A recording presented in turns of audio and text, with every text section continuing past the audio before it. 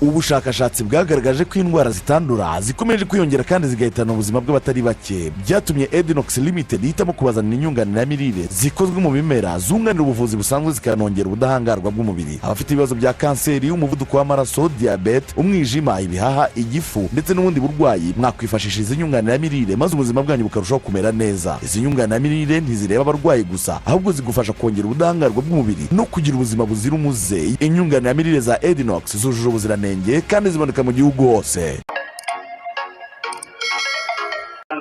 Ni indwara y'igifu, indwara yibasira igifu, akaba ariyo ndwara dushaka kurandura kandi tukaba tumaze kugenda tubigeraho, kuko hari benshi bari kugenda bakira, hari benshi bari kugenda bamererwa neza ku bumenyi tugenda tubaha, kuri product tugenda tubaha bakagenda bazikoresha, ubuzima buri kugenda neza. Nawe ufite ikibazo, nawe urwaye cyangwa se urwaje, ndakubwira yuko igifu cyawe kigomba gukira kandi kikamera neza. Aka kanya ngiye kukubwira byinshi ku bijyanye n'igifu nk'uko ubibona muri screen yawe.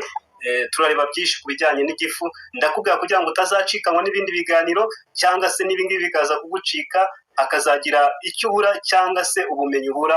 Ndakubwira nti kanda subscribe, ukande kukazogera ibiganiro bijye bikugeraho. Reka shimire mwebwe mwamaze umuti w'igifu, niwo ngiye kukubwira muri aka kanya. Hanyuma muri uyu muti uzawusanga muri Edinox e-shop, online business, ariko nanone dufite ofisi ku Gisozi, aho niho uzadusanga. Hanyuma niba igifu cyawe cyararwaye, niba igifu cyawe kimeze nabi, niba kirimo amaside menshi, ndakubwira ko tugufitiye umuti wa stomach care. Iyi stomach care ku kibazo cy'igifu, ndakubwira yuko kabisa uyu ni umuti ubasha kuvura igifu cyawe uko cyaba kimeze kose, uko cyaba cyarapfukaguritse kose, uko cyaba kirimo amaside kose, uko cyaba kikurya kose.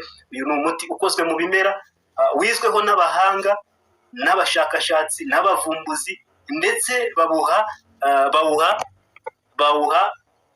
ibyangombwa mpuzamahanga ko uyu muti uvura kandi ukora. Watesitinzwe hano mu Rwanda mu mavuriro atandukanye, mu mafarumasi, wemererwa gukoreshwa mu mafarumasi yose atandukanye hano mu Rwanda.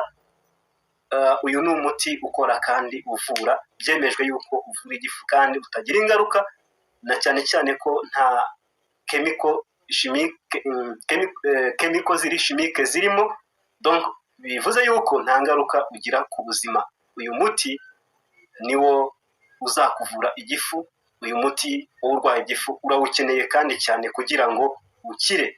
Hanyuma igifu cyawe cyamaze kwangirika cyane, igifu cyawe cyamaze kugira ibibazo bihambaye, cyamaze kuzamo ibibyimba, cyamaze kuzamo ibisebe, kiri ku rwego rwa kanseri, amaserire yacyo akigize yarangiritse, niho tuzafata stomach care, tukongera gushyiraho na double stem cell kugira ngo igifu cyawe cyongere kumererwa neza, ndetse tunongeraho curcumin iyo igifu cyawe kikurya kugira ngo igabanyire uburibwe. Ibi ngibi byose, iyi miti uko ari itatu, niyo ibasha kugukiza igifu cyawe. Uyu munsi rero ufite amahirwe y'uko imiti aho waba uri hose ubasha kutwumva, ubasha gukurikirana Tumenye TV, iyi miti ubasha kuyibona kandi ibasha kukugeraho aho waba uri hose. Ntabwo bisaba ngo uzaze kuri ofisi, ahubwo bisaba kuba watwandikiye kuri nimero ya 078 110 934 kuri WhatsApp, waduhamagaye cyangwa se ukaza kuri ofisi aho dukorera tukakuyobora. Ibyo byose iyi miti ibasha kugeraho. Ngawe wari urwaye igifu, ngawe wari umerewe nabi, iyi niyo miti.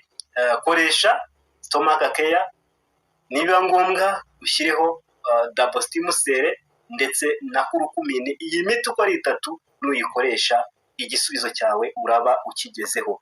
Twigarukira kuri topic yacu.